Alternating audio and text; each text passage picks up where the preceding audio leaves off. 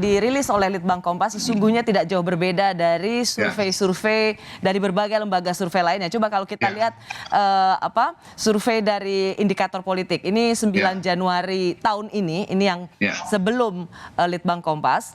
Lalu kita di sini juga Prabowo 24%, Ganjar 20%, Anies 15%. Ini indikator politik 9 Januari lalu.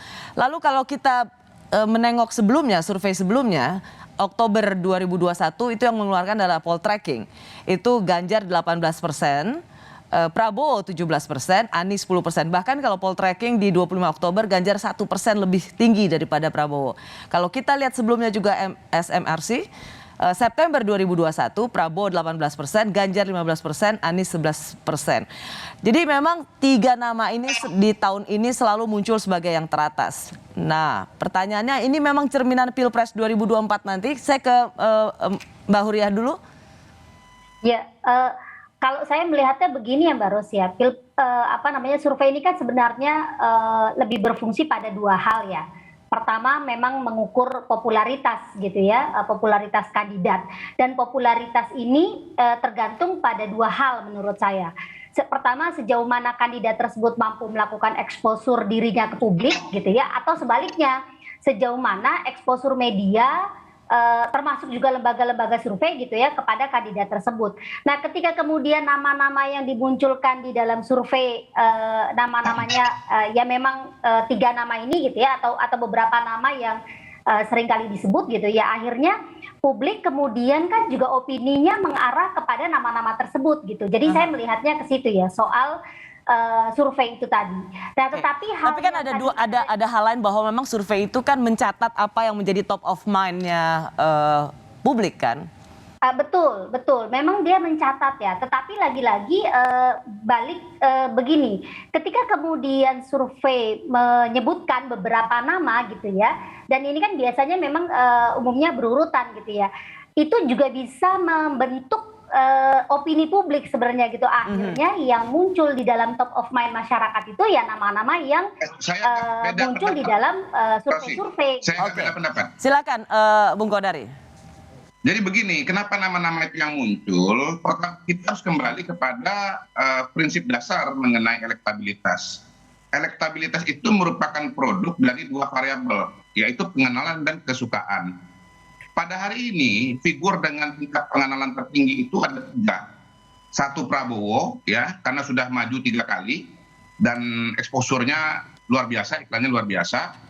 Kemudian yang kedua Anies Baswedan. Anies Baswedan eksposurnya juga luar biasa karena maju Pilkada DKI Jakarta, dan ya Pilkada DKI Jakarta itu mirip dengan Pilpres ya. Dan kemudian karena Jakarta lalu dapat publikasi yang luas.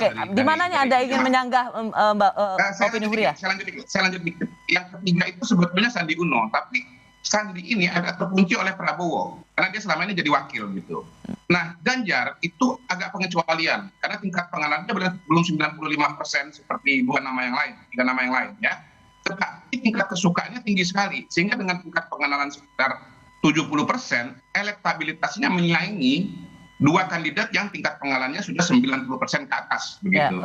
Dan itu juga sebabnya dikatakan bahwa Ganjar itu masih punya peluang untuk naik lagi suaranya karena dia. Lalu di mananya Anda merasa di mananya Anda ingin menyanggah Huriah, atau di mana bedanya dari opini tadi?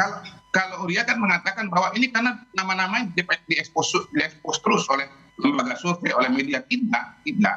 Karena apa? Karena ya sebetulnya masyarakat itu kan dikasih nama itu banyak nama. Ada 2 faktor sebenarnya Bang Kodari.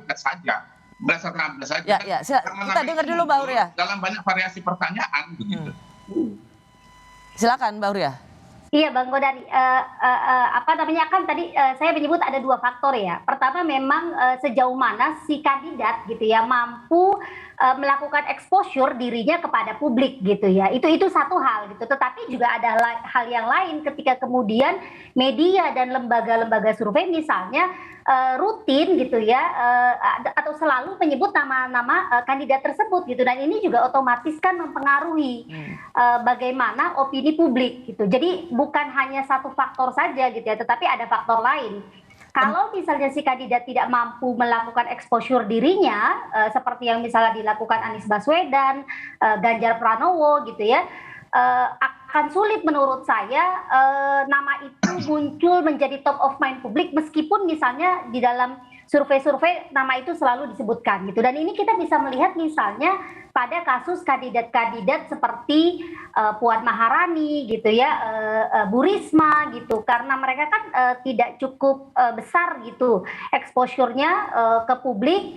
Engagement mereka ke publik juga relatif rendah dibandingkan tadi kandidat laki-laki, sehingga walaupun namanya ada di dalam survei, popularitasnya tidak bisa terus naik gitu ya, seperti tiga kandidat ini. Ya, jadi tadi yang sebenarnya ingin dibantah sedikit oleh Kodari, lembaga survei bukan mengkondisikan. Jadi seolah-olah lembaga survei ini dibikin untuk mengkondisikan nama-nama bahwa ini yang muncul. Tapi lembaga survei itu memang memotret apa yang menjadi top of mind-nya masyarakat, keterkenalannya, kesukaannya, dan keinginan dan elektabilitasnya.